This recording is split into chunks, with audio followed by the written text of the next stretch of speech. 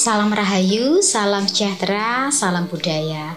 Assalamualaikum. Halo dulur, mudah-mudahan sehat selalu nggih, lancar selalu rezekinya dan selalu dalam perlindungan Tuhan Yang Maha Esa. Amin. Pada tayangan kali ini saya akan membahas tentang lemah gawat, di mana tanah yang tidak cocok untuk dibangun rumah atau pantangan membangun rumah di atas tanah yang tidak baik ya dulur. Monggo disimak dulur, mudah-mudahan ini bisa menjadi pengetahuan dan wawasan bagi kita semua. Wilujeng Rahayu, sugeng midhangetaken.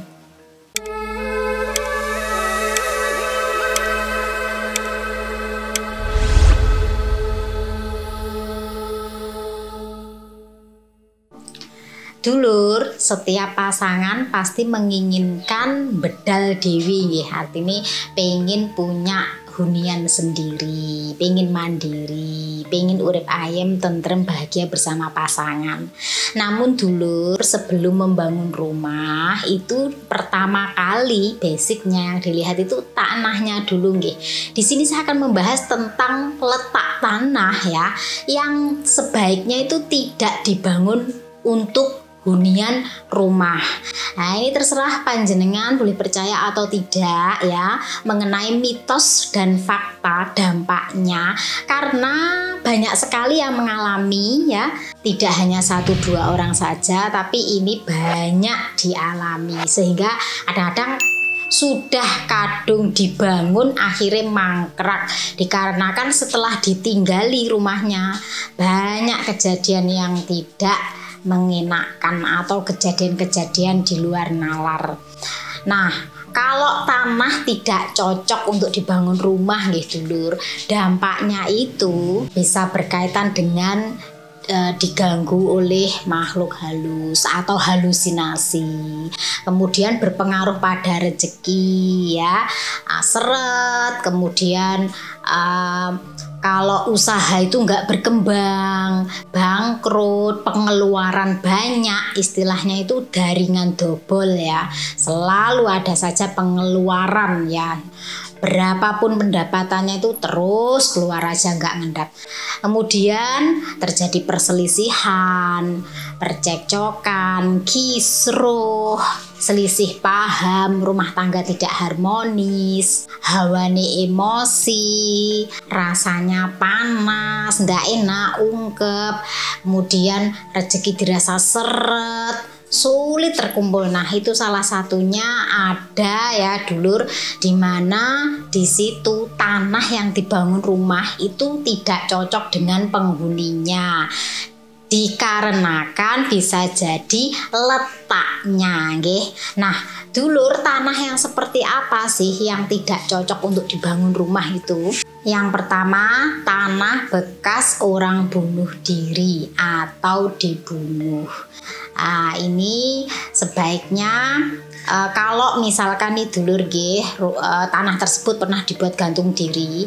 Nah, itu sebaiknya tanahnya digali, diduduk, dicari sampai ketemu gelu nggih. Gelu itu apa? Gumpalan tanah bulat, ini ada 3. Nah, itu kalau diambil nanti dikuburkan sama dengan yang gantung diri ataupun dilarung ya, dibuang ke sungai, maka dia tidak akan menularkan energi negatif ya, gak nulari di mana rumah tersebut nanti kalau dibangun rumah nggak memancarkan aura negatif, juga tidak berpengaruh pada penghuni rumah.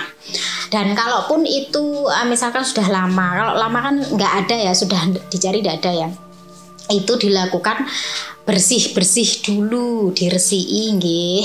Tentu pembersihannya itu nggak hanya disapu saja, tapi juga minta tolong pada sesepuh yang sudah ngerti. Ini fungsinya nanti supaya tidak mempengaruhi penghuni rumahnya. Lalu yang kedua, tanah yang tidak cocok dibangun rumah itu adalah tanah bekas kuburan atau bekas pembuangan mayat ya, atau tempat tempatnya bekas dikuburnya las. Hati-hati dulur. Kenapa demikian? Kalau tanah kuburan itu sama halnya dengan ngendih, nggih. Coba bisa dibayangkan, sudah ada yang nempati, walaupun itu bukan makhluk hidup ya. Tapi kan kalau dipindah gitu ya, gitu tanpa adanya izin, tanpa adanya pembersihan, tanpa adanya doa-doa tertentu untuk si arwah, itu sama dengan ngendih dulur. Makanya tanah itu vital ya, sebelum dibangun itu harus tahu dulu sejarahnya gimana. Nah ini berkaitan dengan aura negatifnya kalau tetap dibangun gitu dulur. Jadi kalau yang menempati itu ndak paham gitu ya, tetap dibangun, nanti biasanya ganggunya nanti ke anaknya yang kecil gitu, nggih. Jadi sebelum membangun itu benar-benar diteliti dulu ini sejarah tanahnya itu seperti apa. Kemudian yang ketiga, tanah letaknya totokan pertelon atau bentuk T atau bisa disebut dengan tusuk sate. Nah, ini sebaiknya jangan dibangun rumah nggih dulur. Kenapa demikian? Nah, ini berkaitan dengan nanti aura yang notok gitu ya, yang mengenai itu bisa berakibat pada penghuninya, biasanya yang usia lanjut atau yang anak kecil gitu dulur. Jadi pengaruhnya itu ke kesehatan nggih. Lalu apakah tidak boleh dibangun? Boleh, tapi nanti di depannya ya. Jadi nggak mepet jalan ya. Di depannya nanti dipasangi atau dibesangi gubuk-gubukan atau taman, nggih.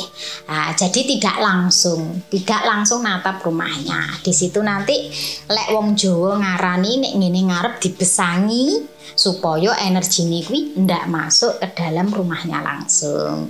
Itu nggih.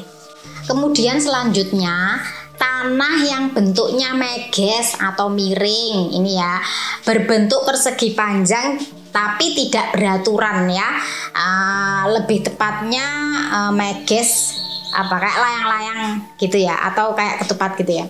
Nah ini juga berpengaruh pada kesehatan. Jadi kalau misalkan memang terpaksa membangun itu hadapnya itu disesuaikan, karena kalau ngikuti bentukan tanahnya itu tidak bagus dulur. Kemudian berikutnya, tanah yang tidak cocok sebaiknya tidak dibangun rumah itu kalau tanahnya itu depannya lebar kemudian ke belakang menyempit. Nah ini berkaitan dengan rezeki dulur. Jadi pengaruhnya nanti kalau yang punya rumah itu punya usaha itu bisa tidak berkembang. Istilahnya kayak rezeki dulur. Jadi gini, kayak gelas yang bentuknya seperti ini ya. Jadi kalau diisi air, dia yang di bawah itu cuma dikit. Nah, sama dengan konsep tanah tersebut, maka dikatakan rezekinya juga nanti seperti itu. Tapi beda lagi dulur kalau tanah yang depannya itu sempit, kemudian belakangnya melebar ya, seperti ini. Itu justru baik, karena kalau secara rezeki ya, masuk ke depan, walaupun dia kecil tapi belakangnya luas. Nah itu disamakan dengan gentong.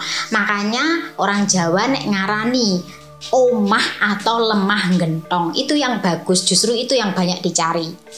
Kemudian tanah yang memiliki 3 sudut. Kalau ditarik garis menjadi segitiga. Ini juga pantangan gitu dulur untuk dibangun rumah.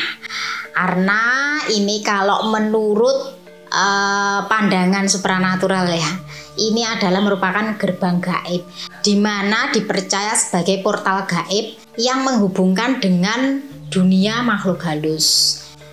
Ini bagi Anda yang mungkin letak tanahnya seperti itu dan dibangun rumah, mungkin pernah merasakan hal yang sama, seriwing-seriwing, gak penak ya rasanya. Nah itu bisa jadi seperti itu dulur. Untuk itu nggih dulur, kenapa lambang-lambang ritual tertentu itu banyak menggunakan lambang segitiga? Itu dikarenakan lambang segitiga diibaratkan sebagai portal gaib. Nah, dari situ dikaitkan dengan bentuk tanah yang demikian, beberapa mengalami hal yang serupa. Jadi bagi panjenengan mungkin yang membangun rumah, dilihat dulu lokasi tanah dan bentuknya nggih. Sejarahnya harus tahu dulu. Kalau memang ada yang seperti saya sampaikan atau saya sebutkan, itu sebaiknya dibersihkan dulu supaya nanti kalau dibangun tidak terjadi sesuatu yang tidak disangka-sangka nggih. Karena kita hidup di tanah Jawa di mana kita hidup berdampingan, nggak awake dhewe tok sing gak ketok ku yo melu ngenggeni. Jadi demikian dulu nggih dulur yang bisa saya sampaikan, mudah-mudahan ini bisa bermanfaat. Saya Fitri Ika, salam rahayu, wassalamualaikum warahmatullahi wabarakatuh.